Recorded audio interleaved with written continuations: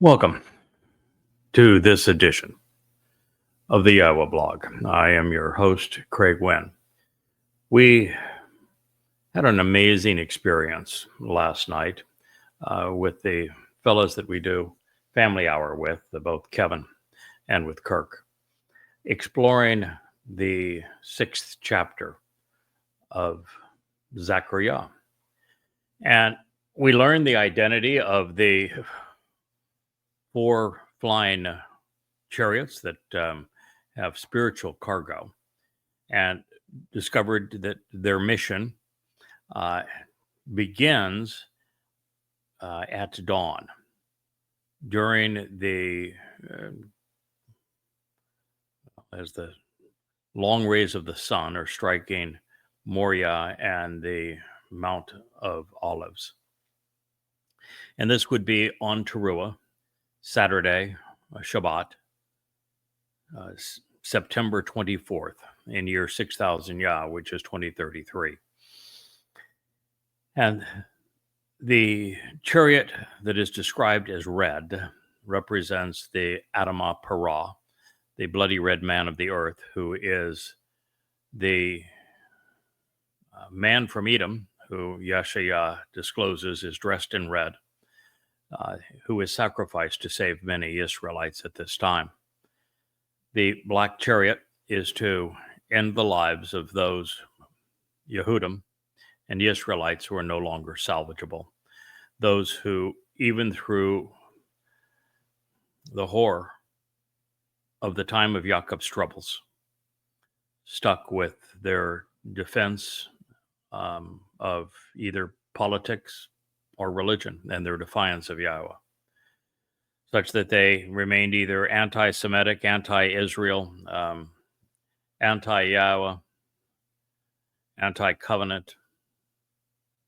But whichever of those or many of those that they embraced, they will have been viewed as they came right up to the last moment and were given every opportunity to come clean, and they couldn't. And they will be exterminated. No pain. If they led others astray, there will be consequences. If they didn't, if they were just victims of religion and politics, then that would just be the end of their mortal lives. They can't live with the rest of God's people as we enter into the re-entry period of the Gan Eden, beginning on Sukkah, 15 days from this day. The white chariot heads initially to the north through Europe, and then will turn west to canvass the United States to find all Yehudim who have the capacity to receive the benefits of the sacrifice of the red heifer, the Adamah Parah.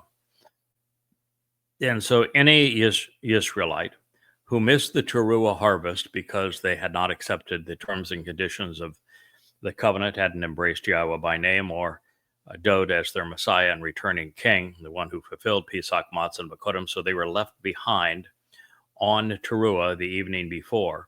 But yet there is still the hope that they can be cleansed in time for Yahweh's return with Dod 10 days hence on Yom Kippurim. They're all brought to Israel. And they will be surrounding the Temple Mount. And then there will be a dappled chariot of mottled colors that will seek out the Goyim at that time, who are not overtly religious, political, conspiratorial, or militant, who are not anti-Semitic, and whose aptitude and attitude would cause them to be useful going forward in service to God's people during the millennial celebration of Sukkah. Those are the 4 chariots that have all departed, and they have now returned. And up to this point, the entirety of this message, even as we considered the identity of the two witnesses, represented by the olive trees and the branches, on either side of the menorah. That presentation was brought to us by a malak, a spiritual messenger. Now, that spiritual messenger may not have been spiritual in the sense of a being that is part of Yahweh's Shabat, command and control regime, because this particular spiritual messenger, heavenly representative, which in many cases are actually men, particularly men that have benefited from the infusion of Yahweh's Ruach. This one has a personality. This one is insistent that Zechariah try to figure this out, the message that he's giving to him. This one understands the entire picture from beginning to end. And this one even expresses considerable emotion over what is being accomplished by these four chariots and the exodus that they are providing out of Babylon for God's people, so that this is the final opportunity to come clean and to receive the benefits of the covenant going throughout the millennial Shabbat. And at this point now, the messenger of Yahweh stands aside, because the message that's going to be delivered now comes directly from Yahweh himself. And as we learned yesterday evening, as I shared the 14th episode of this program with you, what God says to Zechariah should cause every Israeli on the planet, every Yehudim, Jew on earth, to drop whatever they're doing and pay attention. This is what was said next. Then the Debar, which is the word of Yahweh, not of Hashem, not of G-D, not of Adonai, of Yahweh. That is Yahweh's name pronounced as instructed in his Torah regarding his Hayah, existence. Then the word of Yahweh came to exist with me to say, grasp hold and obtain from those associated with the exiles who were forcibly deported, those who were removed and now must be discovered and found among the Chaldee, which is mind of the world. The duration of life on the planet for me, a compound of Chaled, the continuation of the world, and Ani, mine. So all of those that were exiles from Israel, sent around the world, who are not in Jerusalem at this moment, Yahweh is saying, they're mine. I want all of them who are mine of the world brought here. And from among the Tobiah, those who are favorable and agreeable to Yahweh. So it's go out and obtain, grasp hold of, from those associated with the exiles who were removed and now must be discovered and found among those who are mine of the world, and from among the Tobiah, the favored, those agreeable to Yahweh, who are associated with Yada Yah. Yada Yah. Have you noticed the banner that's on the lower right-hand side of this YAHOWAH blog? What does it say? Is that yadayah.com? Do you know what the website's name and our address is that presents all of the 35 books that I have written by translating Yahweh's testimony from the oldest extant sources and explaining it to you? Would that be Yada Yah? Have you noticed the name that is on the books that are part of this series? Is it Yada Yahowah? All of these books behind me, they're brought to you under the name Yada Yahowah. Our primary site on YouTube is Yada Yahowah. Do you know what Yada Yahowah means? Yada is the pen name that I wrote under for the first 10 years so that I could do this work anonymously as I translated Yahweh's testimony and presented it in an amplified form, uniquely different than anything that had ever been done before.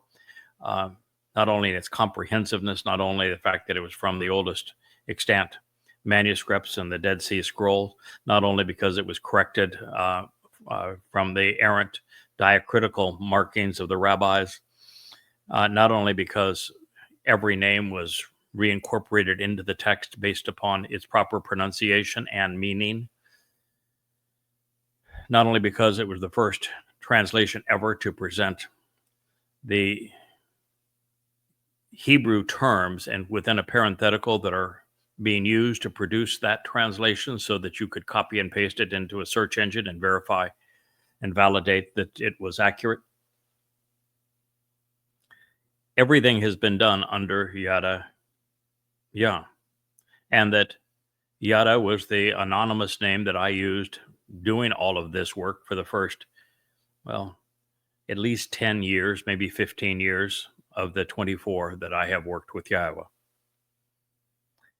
It means to know, to accept, to be familiar with, to acknowledge, and to understand. And Yah is the familial form of Yahowah. So it means to know Yah, to understand who Yahweh is, to announce, acknowledge Yahweh's existence and his name.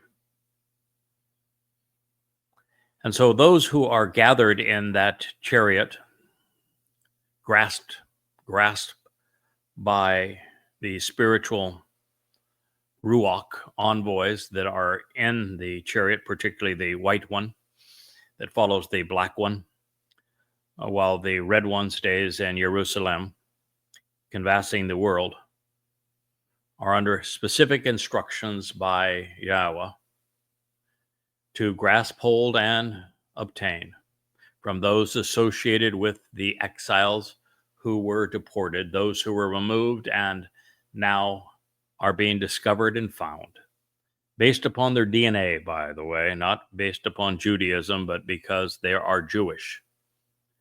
Mind of the world. So it's only those that Yahowah can claim as his own, who are agreeable to Yahowah, to Yah. He can be favored by Yahowah or pleasant in their relationship with Yahowah, which are those who are associated with Yada Yah. There's no other series of books that are written under that name. This was scribed 2,600 years ago about a person and Yada, and a series of books, some 35 of them, you can see them behind me, that were specifically named Yada Yahowah, with a website as Yada Yah, where you can read all of them for free in their entirety. And so 2,600 years ago, Yahowah announced that this would be true,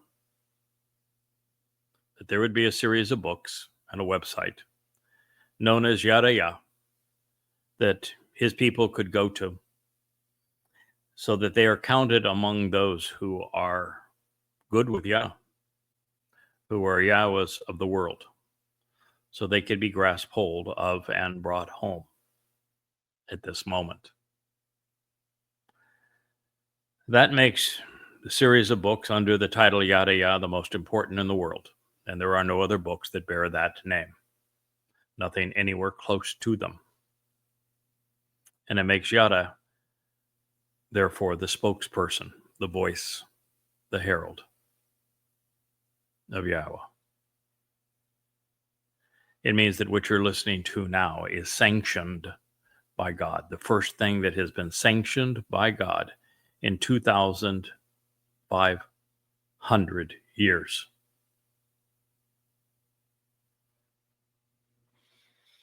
And then you should go for yourself in that same day and come to and enter the house of Josiah. Josiah is those whom Yahweh has found and now supports. The Ben Saphaniah, the children that Yahweh treasures. Those Yah values that have been hidden. Who, for the benefit of the relationship, have come out of and away from Babylon, where commingling and confusion of religion and politics were mixed together. Zechariah, memorable man of God, Yah, Zechariah 6:10. The first Exodus was from Mitzrayim, where the children of Israel were subject to apartheid and genocide. They were abused and worked nearly to death. They were enslaved. Yahweh freed them from Mitzrayim. Of course, they were miserable, obnoxious brats the entire way from Mitzrayim into the Promised Land, and they didn't get any better in the Promised Land. But nonetheless, Yahweh freed them to give them a chance, one which they have squandered for the past 3,500 years. And it is God's contention that his people are still in Babylon, and he's calling them out of Babylon. And in this particular case, after collaborating on Yada Yah to lead them out of Babylon, Yahweh is taking those who have Yada Yad and bringing them back home. So that you know, there are three Babylons today, and Babylon is the place that Abraham and Sarah left before they were called and invited to form a covenant relationship with Yahweh. It's the place that they had to walk away from as the condition of the covenant before the introductions with God could even be made. Babel is known first and foremost by babbling, lots and lots of talk that is confusing and confounding. The thing that was the most distinctive about Babylon, it was the first to historically and written form integrate religion and politics. That is what they commingled together, religion and politics. And they created the religions that have later manifest themselves as Christianity, Judaism, and Islam. The Babylonian Talmud is the treasured tome of Judaism. It even bears the name Babylon. Islam's Quran was initially written in Babylon, as was the Hadith. And most of the Quran is bastardized stories that rabbis sold Muhammad when he ran out of material from their Babylonian Talmud that he twisted and incorporated into his Quran and claimed they came from Allah. Islam is very Babylonian, as is, of course, Judaism, which is where Rabbinic Judaism really took root, was with the Babylonian Talmud. Christianity has incorporated all things Babylonian into the religion. The Lord is Babylonian. Mary, the Queen of Heaven, the Mother of God, The Madonna and Child is purely Babylonian. Easter is Babylonian. A dying and resurrecting God is Babylonian. The celebration of a God being born on December 25th is Babylonian. The resurrection of that man God around the first Sunday of nearest the vernal equinox, when the sun crosses the constellation of Taurus, the bull, is Babylonian. The Trinity is Babylonian. The cross of Tammuz is Babylonian. Yeah, it's Christianity is Babylonian. The Zakarats were the first steeples and cathedrals. Almost all of it born and bred in Babel. Even the book that Christians use that they call their scripture is from Babel. Bible is Babel. It means with the Lord. The Lord is Satan. Babel.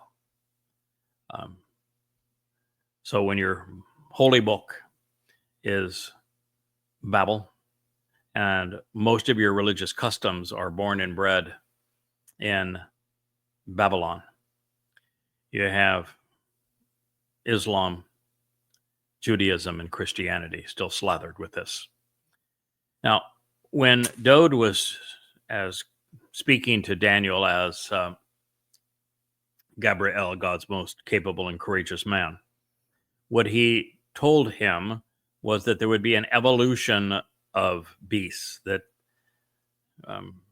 they would all begin with the whore of Babylon, the mother of the beasts, mother of the harlots, a mother of religion and politics and the integration of religion and politics. God hates religion, and so the religiosity of Babylon is the part of Babel that God despised the most. We even found here in Zechariah in the 5th chapter that the whore of Babel, this evil woman, is being taken back to Babel.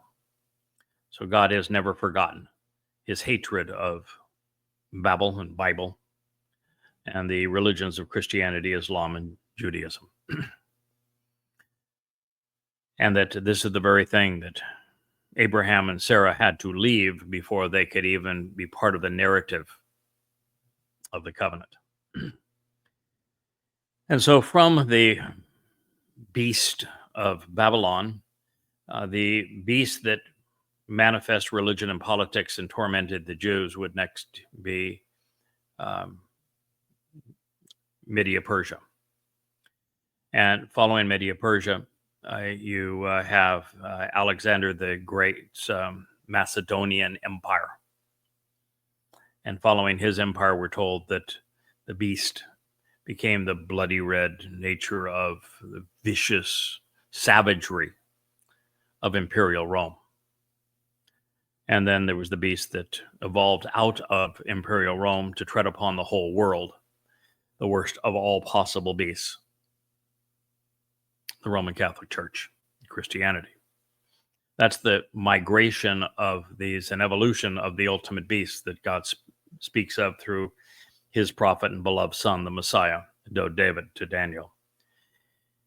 So recognizing that, we have 3 candidates, all of which qualify for Babel, which God's people are being removed from.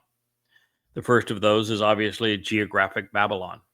And there's still lots of Jews who are part of that region, even though they were all exiled by the Muslims either before or after 1948, where the Jewish population was decimated by 99.5%, with the exception of Arabia, where Muhammad and the first Muslims perpetrated genocide on Jews 14 centuries ago. And so you have geographic Babylon being the Islamic Middle East. Religious Babylon, of course, is the Roman Catholic Church. Political Babylon would be the nation whose politics mirror most closely Rome. Would call itself a republic. That would be the United States. That would have a Senate. That would be the United States, who would place their capital on Capitol Hill, which would be the United States, and who would be the de facto military rulers of the world, projecting their force militarily. That would be the United States. Interfering in everybody's affairs, that would be the United States. And of course, in Yeshaya 17 and 18, the prophet provides some 50 insightful indications that it's America that abandons Israel at this time, forcing Israel to give up its heartland and what's called the two-state solution. And so it is America that's not only condemned for undermining Israel, making it indefensible by thinning the nation at its midsection where 70% of its people live, but also selling copious amounts of weapons to Israel's enemies. Precisely what Donald Trump is doing today and tomorrow and the following day. So this is the Babylon and the Babylons that Yahweh is removing his people. He's doing so for the benefit of the relationship. He's doing so because there are children of Yahweh that he treasures. He is speaking of those that he has found and supports. The fact that it's taking place on the same day means that the collection of this mortal remnant of Yisrael for the benefit of the sacrifice of the red heifer, the Adamah Parah, on Towrah, September 24th of 2033. We'll have these chariots go out in the early morning. They will come back before evening. They are spiritually equipped with Ruach, representatives of Yahweh, conveyors of Yahweh's intellect and persona. Rather extraordinary disclosure, don't you think? So Yahweh is asking his spiritual charioteers to collect, receive, and grasp hold of those who have remained outside of Israel throughout the generations after the Assyrian, Babylonian, Imperial Roman, Catholic, and Islamic deportations. God has explicitly identified those who are important to him. The final exodus will include Chaldea, mind of the world, Tobiah, those who are favorable to me and agreeable to Yahweh, and those who are associated with Yada Yah. For a man who has labored every waking moment for the past 24 years to achieve this result, of course, this is sweet music. And to think that Yahweh acknowledged our collaboration through the volumes of Yada Yah, from the books to the website, from the Yahweh blog to the many social media accounts that we work every day to reach out to God's people. Our Father has shown his appreciation. But, well, I would say thank you for that. And, it's nice to be acknowledged for doing our utmost to serve him as he has requested and to be a benefit to his people. And it is in that Yahweh's nature to be appreciative and to share credit. The fact of the matter is that the primary reason that Yahweh would say that those who are being gathered and removed from Babel come out of her, it was the last call that Yahweh is making to Israel. Come out of Babel. Those who are being removed from Babel have put themselves in this place as a result of Yada Yah. And so what God is doing is directing his people's attention to Yada Yah so that there'll be more people that God can say, they're mine. They're good. They can come home. We are the Be'eth family of Yoshia, Yahweh's found, who he supports. We are Ben Saphaniah, the children Yahweh treasures. We are those who have heeded his call to come out of Babylon, which is the first condition of the covenant. What's more, we now live in service to our King, Yahweh's beloved Son, whose crown we will have the honor of making. Isn't that kind of interesting? Yahweh is saying, I've made his throne, and he's going to be able to sit on it in great honor and distinction forevermore. But covenant family gets the honor of making his crown and setting it on his head.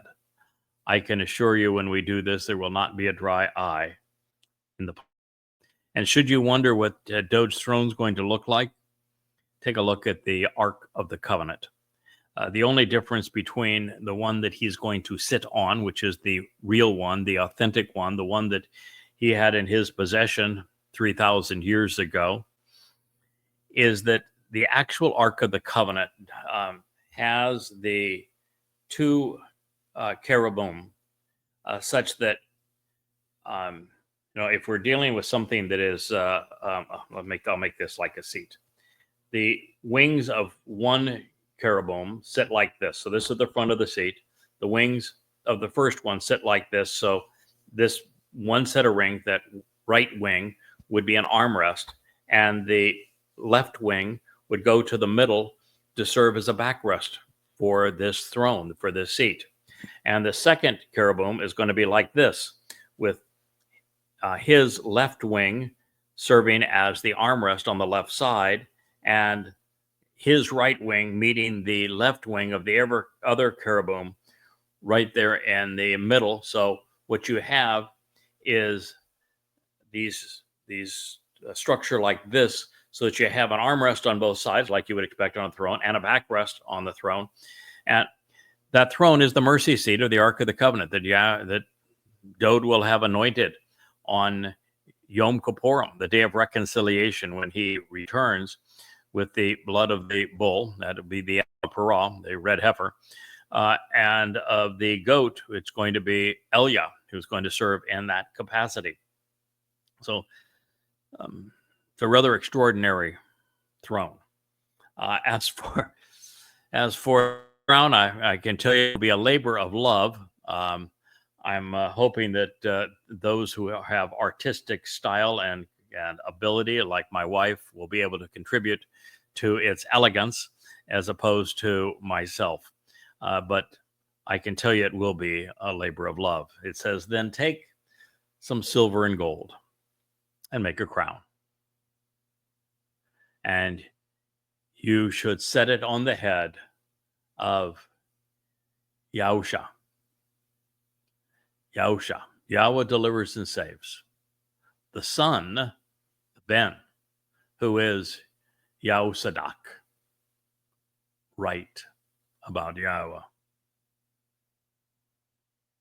The Cohen priest, who is Gadol, the greatest and most important, recognized and honored, capable and courageous, memorable man of God, memorable man of Yah, Zechariah 6:11. All right, so this crown is not going to be gaudy with all sorts of jewels. That's not Dod's style. That is not God's style. It's going to be made of silver and gold. But Dod needs a crown. He is the king and the sovereign of everywhere forevermore. We get to make it, and then we get to set it on his head. The reason I know we set it on his head is that he is Yahusha. Yahusha is Yahweh delivers and saves. Yahweh saved us through his collaboration with Dod. It was Dod's fulfillment of Pesach and Matzah leading to Bikurim that provided us with eternal life and perfection so that we could be adopted into the covenant family. Our lives were extended on Passover.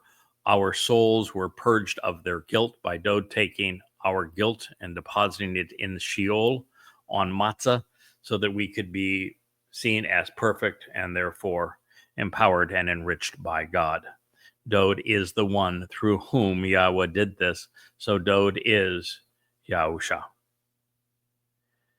Dod is the only person that Yahweh routinely calls, "He is my son, I am his father." So when there is a son in this case, that son must be unequivocally Dod. The attribute that Yahweh ascribes to his son Dod more than any other is Sadak. It means to be right, to be vindicated and vindicating. And so the one who is right with Yahweh, who is vindicating in his collaboration with Yahweh, is again Dod, David. Now, some might be taken aback by this mention of a Cohen, a priest. But understand that in Zechariah, we have a direct acknowledgement that Dod is going to serve as the high priest, and the role of the high priest when he returns on Yom Kippurim, because he's the one that's going to anoint the Ark of the Covenant, so that the remaining remnant of Israel can be reconciled with Yahweh and enter his presence. And so Dod's going to serve as the high priest, because from God's point of view, those who were high priests are too corrupt, too religious to be of any value, and none of them will even survive to this moment. And if you might say, wait a minute, Dod's a king, he's not a priest. Well, there are references to Dod serving in this role. As a matter of fact, when Dod's throne, the Ark of the Covenant, came into Jerusalem, and it was then that Dod dressed in the full regalia of the high priest to specifically show his role in this regard, pursuant to what will be his throne and the object that he will anoint with the blood of the bull and the goat on Yom Kippurim.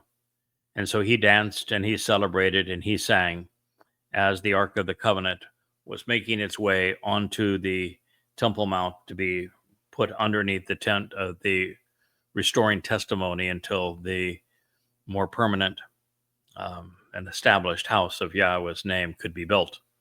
And in that episode, he is dressed in the full regalia of the high priest.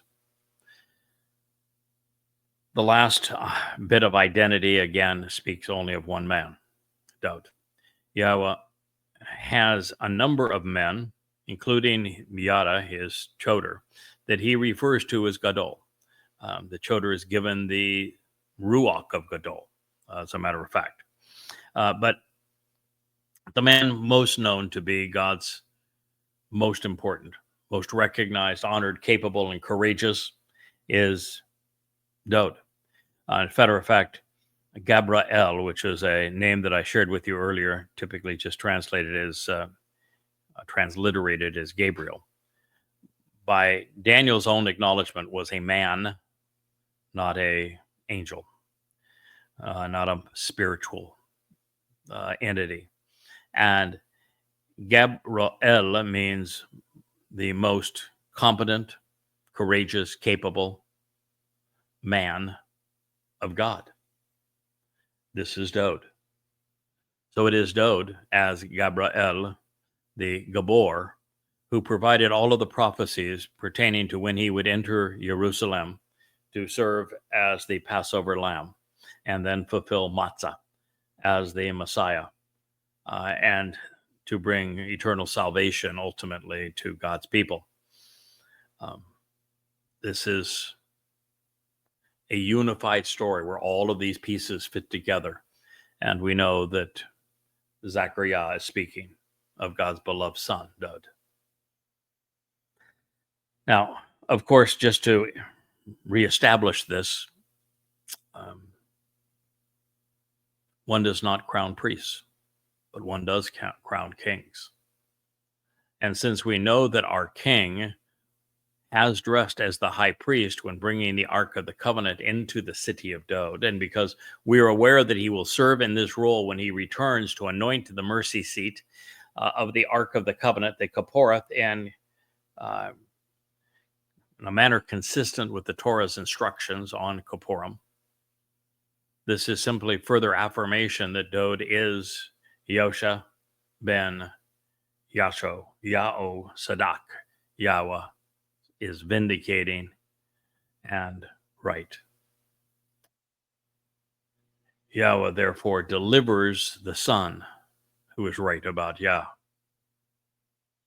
Dod is the star of the show. He is the reason the audience has been delivered. He is being crowned king of everywhere and forevermore. He is the most capable and courageous man to have ever lived, the most recognizable and important, in keeping with what is said in 2 Samuel 7. It is a remarkable prophecy, specifically when you know who God is talking about. And that's our job, to share that with you. Yahweh continues in his message to Zechariah, memorable man of Yah. Say to him, thus says Yahweh, of the heavenly implements, the Sabbath, communicating, behold, now pay attention, this individual whose reputation and renown is known as Shamak, the branch, will branch out and grow in this place.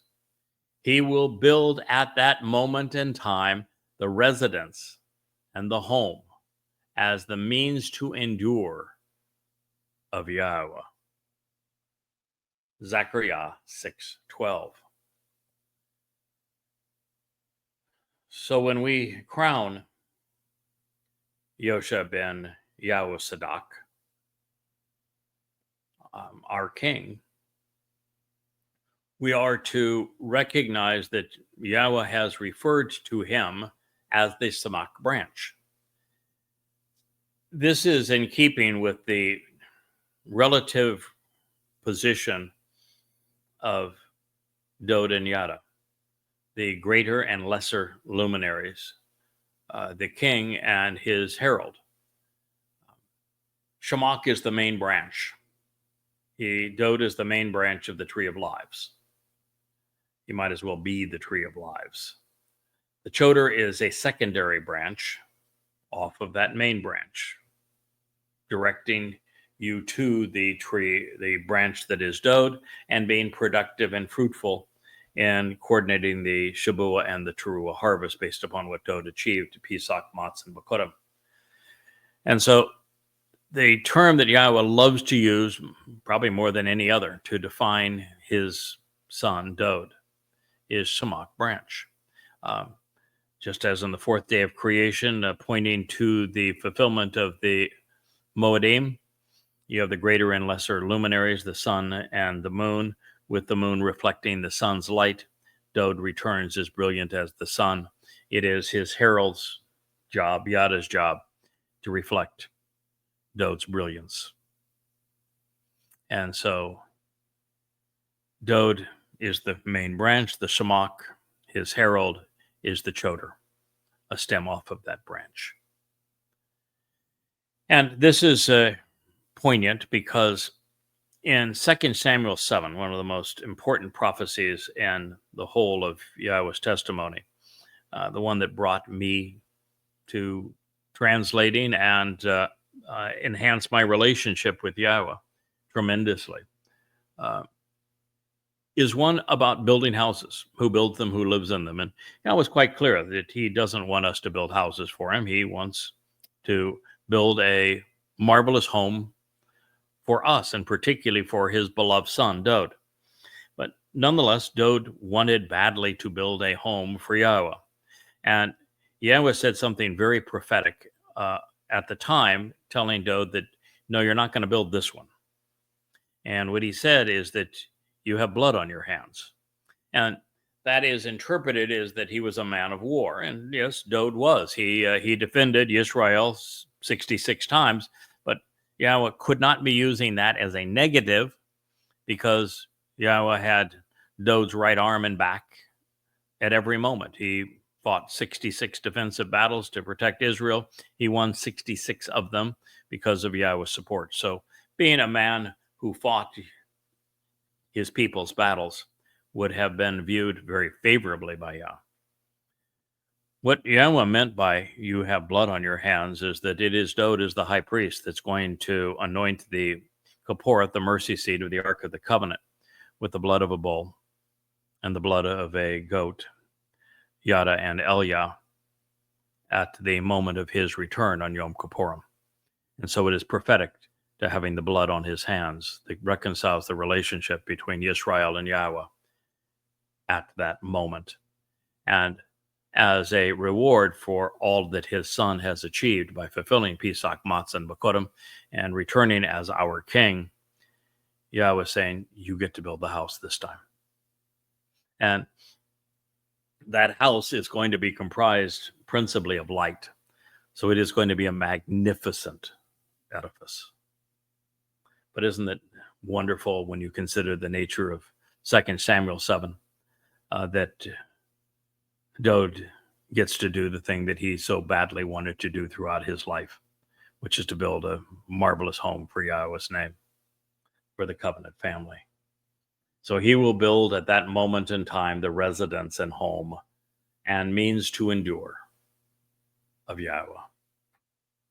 Well, it is as it should be. Dod is the Shemach, the branch, and as his herald, I am a Choter stem. We have not only come full circle with an ode to the fourth day of creation with the greater and lesser luminaries serving as signs of the Mohadim that would be fulfilled, we have returned to the garden. Dod is the main branch of the tree of lives, and the tree of knowledge is the branch that I am supporting at this time. It is all about reaching out to those who wish to be part of the covenant and be grafted onto Yisrael. So no one is more symbolic of engaging and enduring with God than his beloved son, Dod, and the person most involved in causing that to happen among God's people is his herald, the Bashar, Yada. And so it will be. Dod, David, will have the honor of overseeing the constructions of Yahweh's residence on earth upon his return. The man who has been known as the Shemach branch will once again become the catalyst of our growth and haikal, empowerment, our enablements, such that we persist and endure. To the uninitiated, it might appear that Yahweh was repeating himself in this next refrain as we go forward. But there is a subtle difference between these two statements. Using the perfect conjugation with banah, building, to build initially, God is saying that his son will construct his temple, if you will, upon his return. And with the imperfect shaping the action in the second affirmation, the one we're about to consider, we know that at this time, God's home, this one, is going to endure forevermore. Our next insight comes by way of Hod, where we discover that Yahweh intends for his son's authority, majesty, and splendor, his honor and glory, to be upheld now throughout time. This is a father doing for his son as one would expect, while unexpected for God, because, well, his people don't want to grant him the pleasure of having a son, even though he exclaims that Dod is his beloved son. For the past 6,000 years, the religions of men have made portend that men must lift up their gods in praise, while God, who made man, is demonstrating the opposite. He is glorifying his son. And it is precisely what we should do, following his example. On multiple occasions, all of which are directed explicitly to Dod, Yahweh affirms that he has built a home for Dod's throne. And it is Dod David who will occupy this prestigious seat of honor forevermore. It is not up for sale or available to steal. as Christians have done. Beyond this, and while we've seen it before, it is still a bit startling to see Yahweh refer to someone from the house of Yehudah serving and adorned as a Cohen priest. But not only has Dode done so previously, if there ever was an individual suited to do it all, the ultimate Renaissance man, it is the son who became king, the shepherd serving as our Savior, the prophetic priest. This is how we will see our king upon his return. And he will build forevermore the residence to engage and endure of Yahweh. His authority and countenance, his majesty and splendor will be lifted up and upheld throughout time. And he will sit and remain upon his throne. Then he will govern through his proverbs, his mashal. Additionally, he will be dressed as a priest upon his seat of honor. Advice and counsel and the complete picture, etzah, on peace and prosperity, satisfaction and contentment, the blessings of reconciliation and freedom, shalom, will exist to encourage understanding by making the connections between both of these responsibilities. Zechariah, memorable man of Yah, and remember Yah, Zechariah 6:13. Well, that was also pretty extraordinary, was it not? So this next house for Yahweh's name, this residence for the covenant family, is Wahbana, represented in the called imperfect, a literal interpretation, but without end. And so he will build forevermore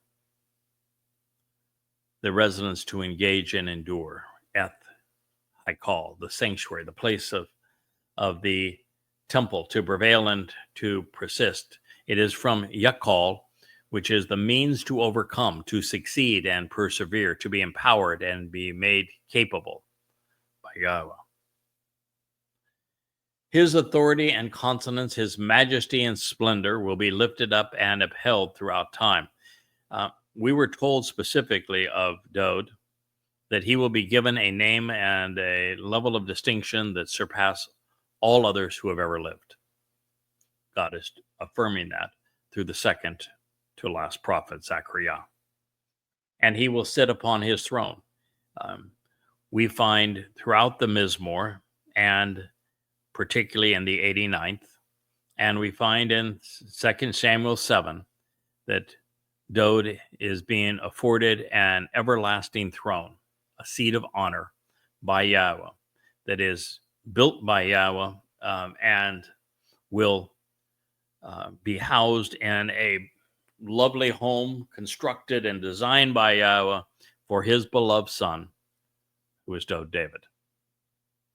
And just beyond all of that, we know that it is Dode who is the person that Yahweh picked to be the king of not only Israel, but the king of forevermore. And it says that he will govern through his proverbs, mashal. I came to the conclusion very early on that it was obvious that Dode had written the mashal, the proverbs, and this is clearly so. And it is the way that Dode's going to govern. He's going to lead through expressing brilliant sayings and intelligent comparisons, pithy quotes.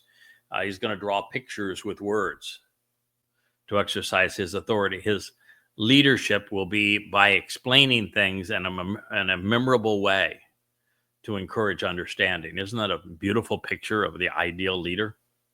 Somebody you'd want to sit next to and learn from. Someone you'd feel very comfortable supporting. So he is the king of the mashal, which he wrote. Additionally, he will be dressed as a priest upon his seat of honor. Well, there you have it. It's the king wearing his crown that is majestic, that wrote the mashal, who will be dressed as the priest. It's Dod. This next word, etzah, is one that was spoken of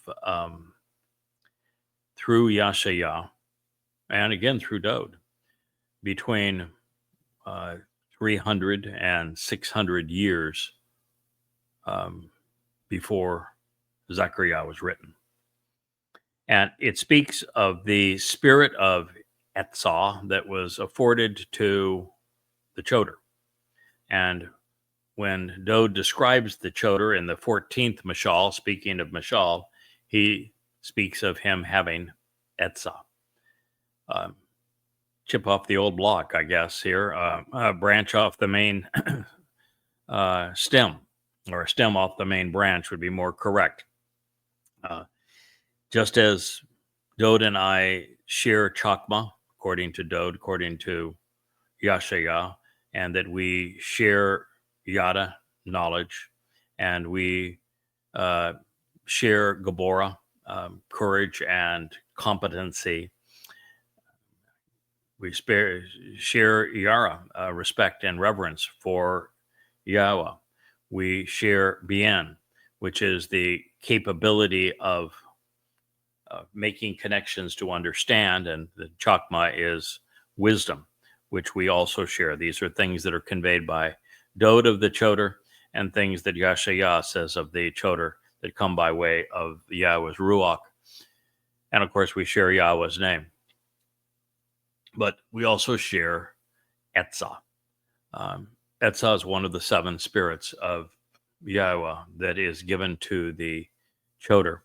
It is an interesting term because it reveals that Dod and Yada, the branch and the stem, are the 2 individuals who have Etzah, been able to provide counsel on the complete picture, telling you how the story all plays out from beginning to end, from life in the garden with Yahweh to our return to the garden following Sukkah in year 6000 Yah. It is a complete picture, one which Dod, as the Son of God and the exemplar of the covenant, the one who executed the means for us to be part of the covenant, sits right in the middle in year 3000 Yah.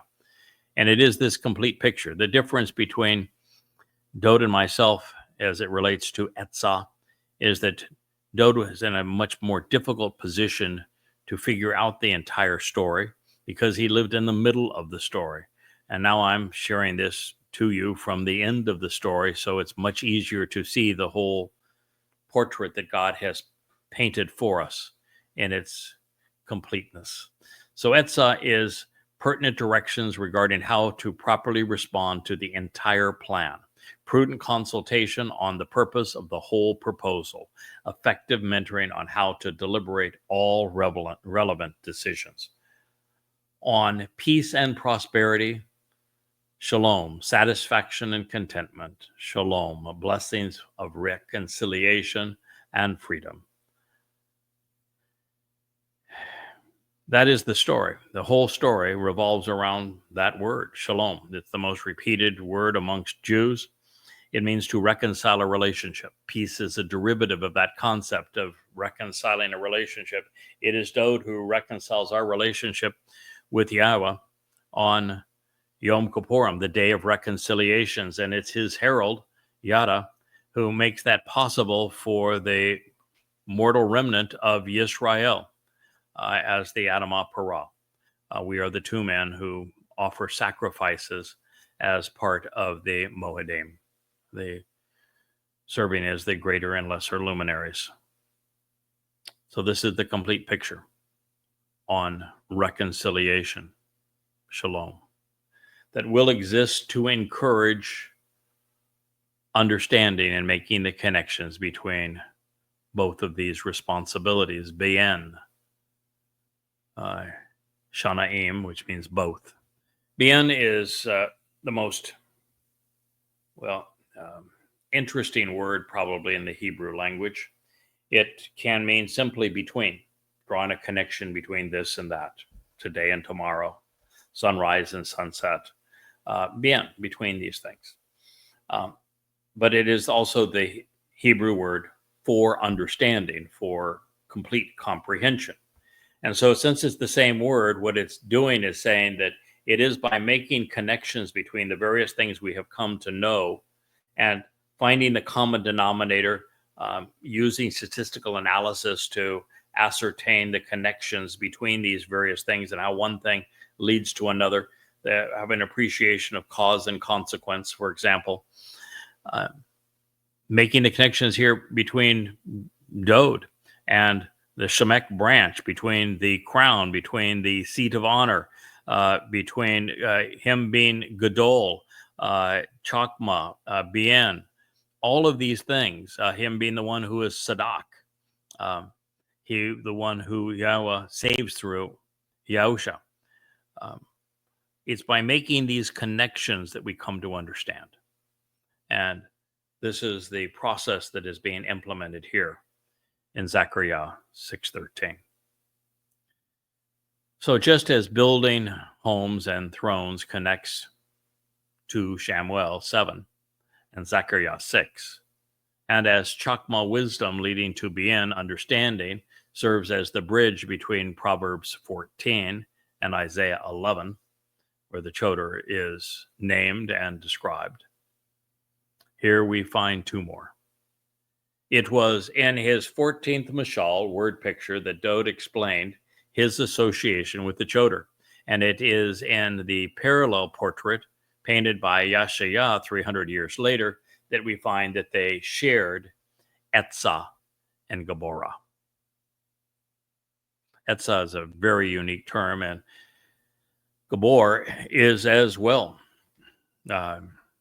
competent, courageous, compassionate men who were able to put the whole picture together so that we could respond appropriately as a result of using Chakmah, intelligence, to begin understand through word pictures, painting them, reading them, perceiving them, observing them, sharing them.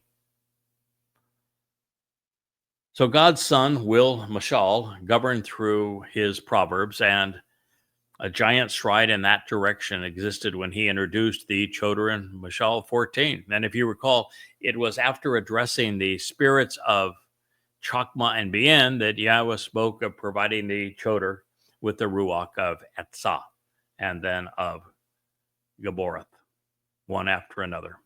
Therefore, to reflect the ultimate Gabor, courageous and competent man's light, the Choter must be able to adroitly convey his Etzah, advice and counsel on the whole story, so that God's people can respond appropriately.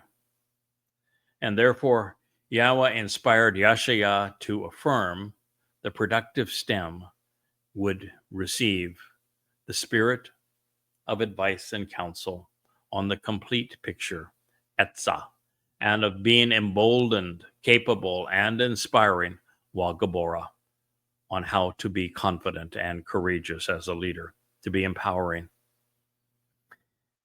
That's from Yashayah 11. Like the Shemach, like Choter, like branch, like stem. And as we have just read, both would be afforded uncommon bien, which is bena in this derivative, which is to make the connections to understand. Therefore, Yashayah explained that the Choter would also receive the Spirit, providing the capacity to comprehend and then teach Chakmah, while enabling understanding by making the proper connections to reveal insights, bena. God is making it as clear as possible, as he did right back in the creation account with the fourth day of creation, when he said there would be a greater and lesser luminary associated with the Moedim, the two men who would offer their Bashar bodies to fulfill the Moedim, Dode on Pesach, me on Teruah, and Dode being the sun and the moon representing my role of reflecting the sun's light. But all the way through in this story, we are brothers. We are brothers of a different mother, but we are brothers, or maybe brothers of the same mother, but we indeed reflect one another. We are exceedingly similar. And we will work together because we share similar attitudes and attributes. It should be a marvelous collaboration. God chose Dode over all humans who have ever lived. Dode is Yahweh's favorite person because of his attitude, because of his attributes, because of his courage, his strength, his intellect, his wisdom. And the compassion to serve as the Pisach and the one who would fulfill matzah by taking our guilt into Sheol. There is no better man from Yahweh's perspective than Dode. And Yahweh has done his best to find a Bashar, a herald for his beloved son, our King Dode, who reflects as many of his beloved son's attributes as is possible. And while at different times and in distinct ways, they would both be purveyors of shalom, reconciliation, which is true. Dode through Pesach and Matzah, and Yada through the fulfillment of the two harvests, followed by the sacrifice of the Adamah Parah on Towrah. Dode offered his during Chakmah, Yada, of course, here on Yom Teruah. Yahweh is such a great dad. More than anything, his son wanted to build a home for his father, and he had acquired Mount Moriah, including the threshing floor of what was now known as the Temple Mount, and he had stockpiled all the materials. Yahweh even provided his son with a diorama of exactly how it would look and how it would be built, that he then conveyed to Solomon, whose name was based upon Shalom. The king longed to build God's home, and he participated in a very impassioned exchange with Yahweh through the gift Nathan. And God presented very dramatically in 2 Samuel 7 the basis of what he is explaining now. I think 2 Samuel 7 is as marvelous, insightful, uplifting, educational, enlightening as any prophecy in the entirety of the Torah. Speaking of Dode, not only as God's son, but of the returning king of Yisrael. And it is a prophetic portrayal of a father's love for his son that served as the impetus to attract the Choter, productive sucker, and inspire everything which has followed. So over the ensuing 24 years, we've come to behold and lift up the Hod, the continence and authority of Dode, as the Mashiach and Zeroah, the sacrificial lamb. We have witnessed his special place with Yah, coming to appreciate the honor and glory the Father is affording to his beloved Son, based upon all he has said and done in his lives and lyrics, particularly coming to this grand crescendo and the ultimate cornerstone of God's home, which is the 89th Mizmor, the song that Yahweh wrote on behalf of Dode. The first prophecy translated for Yada Yahowah? Yes, indeed. 2 Samuel 7, he listens to God. It still guides our footsteps all along the way. Yes, I will never forget that moment. I was pacing in the log cabin that I had built along a picturesque white water stream. It's called the Jumping Branch, branch of all names, of course, meandering through the woods within my Virginia farm. I had just returned from surviving a meeting with Islamic jihadists in Israel, Hamas, Hezbollah, Islamic Jihad, and Al-Qaeda. And I was attempting to share that experience in Tea with Terrorists. It was as if a limb from one of those towering red and white oaks, which is, by the way, Allah in Hebrew, had hit me square in the head as the wind stirred outside that cabin on this cool spring day. No matter which Bible I queried, every translation of 2 Samuel 7 was wrong. And it was then and there that my quest to know the truth, to understand what God actually revealed, began. 24 years have passed now, and you're listening to the result. Yada Yah. I have translated Shamuel, he listens to God, 2 Samuel 7, either 8 or 9 times. I'm excited to read about its fulfillment here in Zechariah, his presentation of the events surrounding Yom Kippurim here in Zechariah 6. I'm happy for Yahweh and thrilled for his son, even personally, find it fulfilling to be sharing this portrait of their reunion.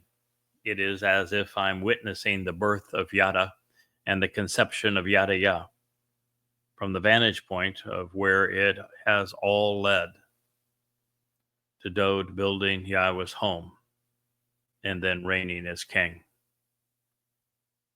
So yes, Yahweh's promises to his son will be honored. The prestige of Shemach, the branch, will grow. His purpose will be upheld, and that is just the beginning.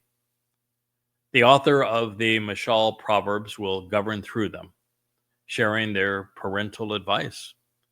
Dode will continue to lead through his lyrics. Going to be a great king. His ongoing narratives will serve to explain the things of God and the universe in such a way that we'll be able to make the kind of comparisons that lead to understanding that will guide our steps as we travel to galaxies far, far away. It is as we would expect of Yahweh, our Father, dressing his son in white linen and the garments he designed for the priests, the very attire he considered in Zechariah 3. This is why that story was presented immediately before the revelation of the 2 witnesses aside the menorah, and why it leads to the revelations that we have unraveled here in Zechariah 4, 5, and now 6. So Yahweh has upended the religious interpretations, and he has denied the use of Dode's identity and the creation of religious gods. Clearly, it is Dode whom Yahweh has chosen to perform, as his Torah instructs when approaching the Kipporth, this mercy seat of the Ark of the Covenant on Kippurim, the day of reconciliations, on behalf of all Yisrael, the remaining remnant who is brought in by Yahweh at this time and who benefits from the sacrifice of Dode's herald, the Adamah Parah, the red heifer. Now that is why this is announcing all of this to us. This is why we find the Messiah King dressed as a priest, as a Cohen, upon his seat of honor, Al Kiseh Hu. And now, if I may share one additional profound insight as part of this program. The reason that Dode told us that he would not initially allow Dode to build the home of Yahweh 3,000 years ago is, as I have shared with you, but I want to share the exact statement so that you have it directly from Yahweh, not paraphrased through me. It comes from 1 Chronicles, words of the day, 22, 8, and 9. It begins the same way as this last passage. The word of Yahweh came to me, saying, a great amount of blood you have poured out as you have fought many great battles. So you will not build this house for my name because of the abundance of the blood that you have shed in the land in my presence. Behold, a son shall be born to you who shall be the man of repose and relative ease, for Solomon, Shalomo, shall be his name. Shalom, in a more favorable circumstance, I will give to Yisrael this day. So with blood on his hands as a result of defending Yisrael from Sair, Chata'ah and Pasha. Let's make a thoughtful connection to what will occur on Yom Kippurim. Remember what we were told that the alternative or stand-in Aaron would do to facilitate reconciliation? Well, I want to bring the whole thing together for you so that you can make the connections to understand. Aaron, which means the alternative, should approach with the bull, Hapar. You've heard of this fellow named as the Adamah Parah? Same fellow. For being wrong and for having missed the way, Wachata'ah. Yes, the sacrifice of the Adamah Parah is on behalf of the adulterous woman that is the mortal remnant of Yisrael, because by being religious, she has incurred guilt, having missed the way and misled many. For his benefit and for the purpose of reconciliation, Wah Kafar, the very basis of the day of Yom Kippurim, the day of reconciliations, making atonement for this, for himself and for the house and for the family, for the house and for the family of God. And he should take from the life of this bull, this par, the stand-in for the Adamah Parah, the bloody red man of the earth who is protective, serving as the red heifer, as the restitution for having been wrong, for his benefit. And he should obtain some of the blood of the bull and sprinkle it with his finger on the face of the Kapporah, the mercy seat, on the eastern side, then toward the front of the mercy seat. He should sprinkle some of the blood with his finger 7 times.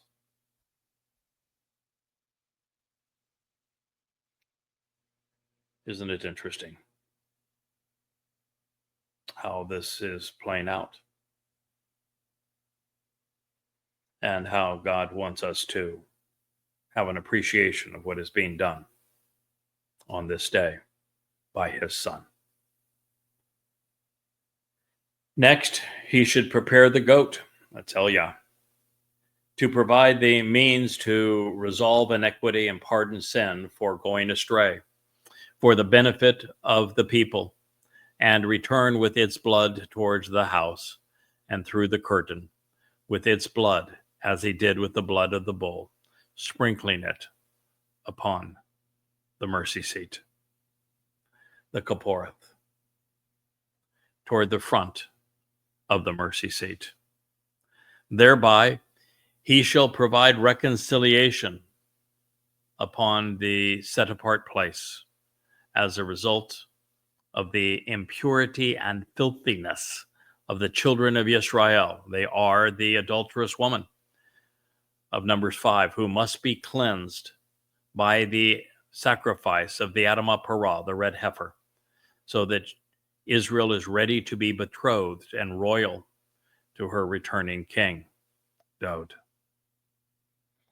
So the filthiness will be cured of the children of Yisrael as a result of their religious rebellion and political defiance, Pasham. It will be resolved along with the realization that they have been totally wrong and have wandered away.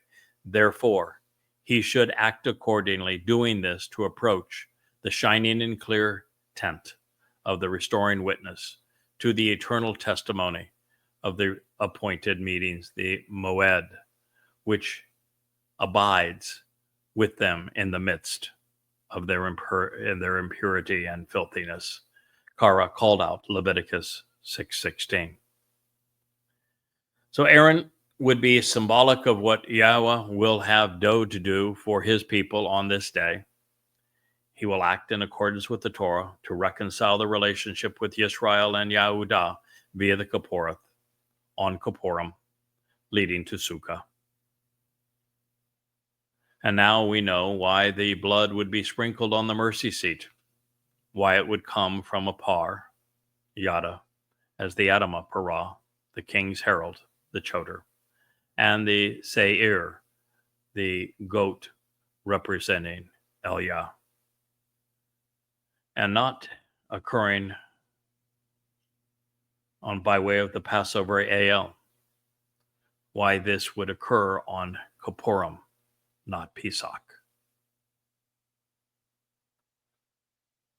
So before we move on and we conclude this program, let's consider the prophet's concluding analysis of Dod's role in our lives. He said, advice and counsel upon the complete picture while providing effective mentoring on how to deliberate all relevant decisions on peace and prosperity, satisfaction and contentment, the blessings of reconciliation and freedom will exist to encourage understanding by making the connections between both of these responsibilities.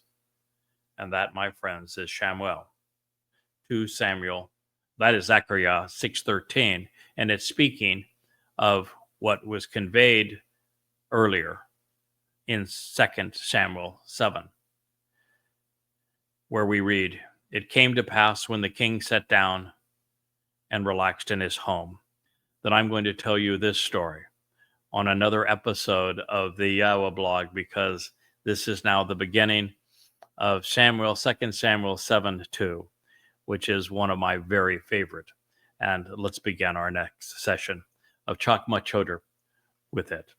So I thank you so much for listening, and I look forward to presenting the ongoing story of Dod's role in our salvation in time for Yisrael to capitalize and come home to their God. May Yahweh bless you all.